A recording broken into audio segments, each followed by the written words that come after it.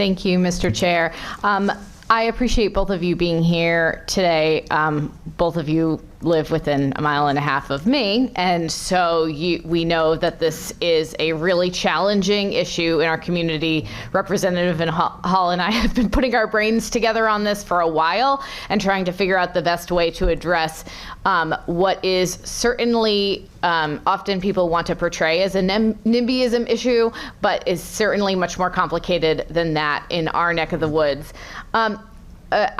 I know you both have been here for the day, and so I'd like to ask both of you, perhaps most particularly the first selectman, if you have any thoughts about the commissioner of DEEP who testified earlier today about how we can meet our renewable energy goals and how a bill like this might negatively impact our ability to meet those renewable energy goals. Do you have any comments on her commentary at that this morning?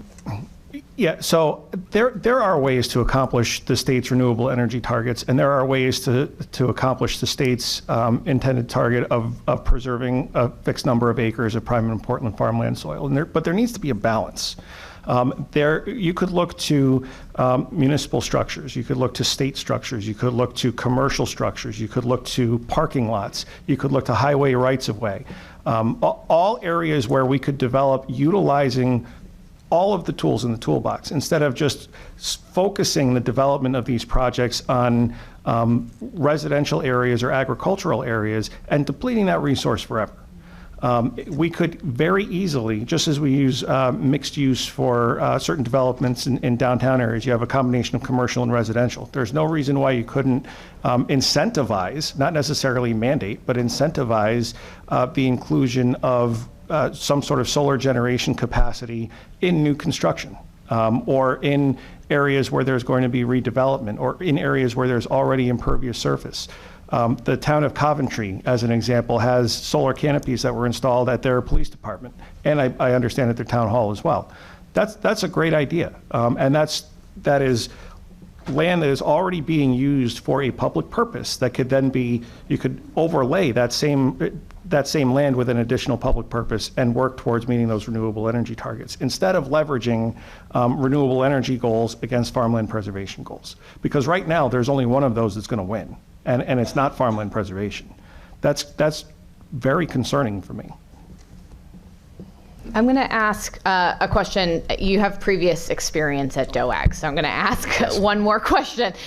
So what is the problem in our neck of the woods? There are farmers who need farmland to feed cows, for example, and like, obviously it's not those farmers selling the land for the development of solar.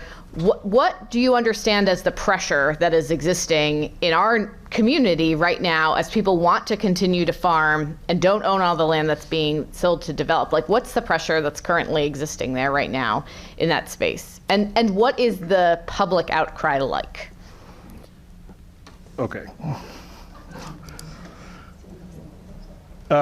Okay, so Representative, you're referencing my past experience as the Chief of Staff of the Department of Agriculture and the Malloy administration. And this was an emergent issue during that time. It has since really kind of exponentially increased. You're right to say that just using dairy production, it takes 3 acres of land to support 1 dairy cow. And in your district, as you know, the largest dairy farm in Connecticut is Oak Ridge Dairy. And they are starving out for land to be able to sustain the herd that they have. At the time I started at the Department of Agriculture in 2013, there were more than 125 dairy farms in Connecticut. At the time that I left in 2019, there were less than 100. And there is a sustainability issue there in terms of having the resources land-wise to be able to support that as an industry, and that is a livelihood. We are hearing, I hear loud and clear from my constituents that East Windsor has done enough in terms of having to host these power plants without any real recompense for it. We don't, and when I relay to them, as you all can appreciate, when I relay to them that I hear you, but there's nothing that I can do about it, that sounds an awful lot like City Hall saying, I'm not interested in your concerns. When the reality is, I hear you, and there's nothing I can do about it.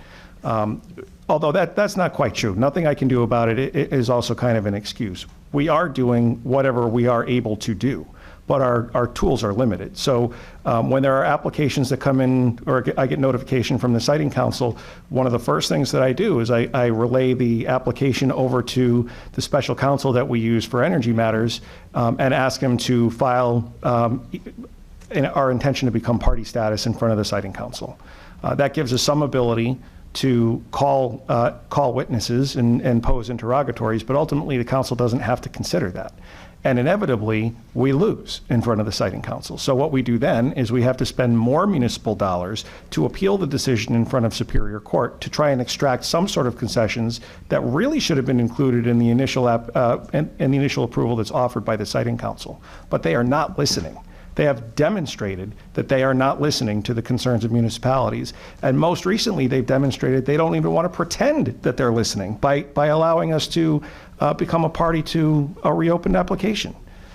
You can understand my frustration. I know in particular you can appreciate my frustration, but we are trying to do what we can to be representative of our constituents and help find a way where we can balance the need for solar in the community. It's not to say that solar per se is bad. It's to say that too much grid scale solar in any one or any handful of communities is bad, just like they did 20 years ago with the environmental justice movement. A balance will bring better results, and it will make everybody more supportive of the overall targets than where we are now, which is contention. My last question, and I apologize, thank you for the indulgence, Mr. Chair, is for Andrea. You know, in our community, there has been a really significant increase in attention paid to this, and I'll just level set the background. In Ellington, there's been 3 solar arrays before the Siting Council in the last year, all of them but one have been approved. And as this process has gone through, the negotiations and advocacy with the Siting Council has been sort of a mixed sense of being heard or not heard. And one of the solar arrays that exist in East Windsor is on the same road as one array that was sited right up the street, and there's another one coming in that neighborhood. What are the neighbors who see the East Windsor solar array on Middle Road thinking is coming to their neck of the woods? What is that array like, and what are people worried about? They're worried that a large array, larger than the one that is on Middle Road, will be installed in our residential neighborhood. They're worried about the noise complaints that East Windsor is experiencing. They're worried about the natural resources that are being taken from the town, as well as the aesthetics in our farming community. You know, it's really something, we're watching East Windsor and we see all the communities around us and how they're being affected, and we just don't want to bring that into our community and the rest of the communities around us, like Enfield and Manchester. I appreciate you testifying. I just want to share that the folks who live bordering this one noisy array, the Siting Council has not been particularly helpful in creating accountability in the years of noise complaints on this one array.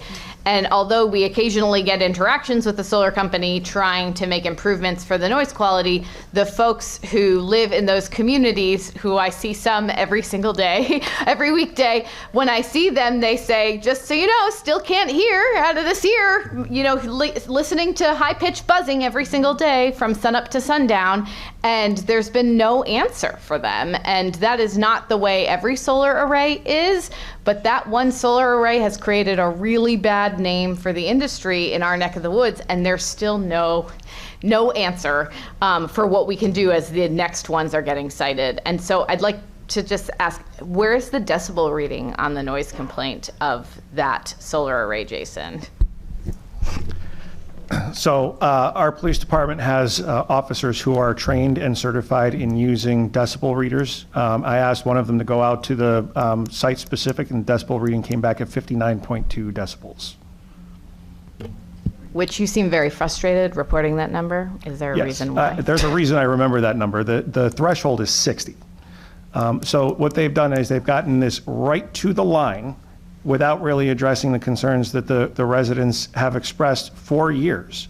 And there's nothing more that can be done. And I'm going to come back to my point about this not being a NIMBY issue. Local control doesn't apply, even after the project is operational. which means I can't have my planning and zoning department go out and enforce zoning regulations, or if we had a noise regulation, to enforce that. They have flat out represented that local control doesn't apply. I've gotten creative about that, and I sent my building official out, who administers the state building code, to say, okay, if local zoning doesn't apply, at least the building code does, so let's see if we can get some concessions that way, and that hasn't worked. Our options are limited, and there is an issue that is, I can tell you, I don't think I have ever received, I don't think I'm speaking hyperbolically, I don't think I've ever received correspondence from the Siting Council other than acknowledgement of submission of interrogatories, or one-way communication from them notifying me of a petition. When I submit concerns or complaints to them, I don't believe I've ever gotten a response from them. I've gotten response from the other parties who've been involved in that complaint, but I don't think I've ever gotten a response from the Siting Council. And I'd like to just specify that a sound wall eventually was put in place after 2.5 years of complaints, and we are within fractions of the noise ordinance after the sound wall. That's right. And so for 2.5 years with no remediation, they were over the decibel limit. And now with the sound wall, that took years to put in place. They are still right on that line. Without accountability. I really appreciate you both being here to testify today. It's my hope that this is something we can get through both chambers and on the governor's desk for a signature. And I thank you for your help and advocacy.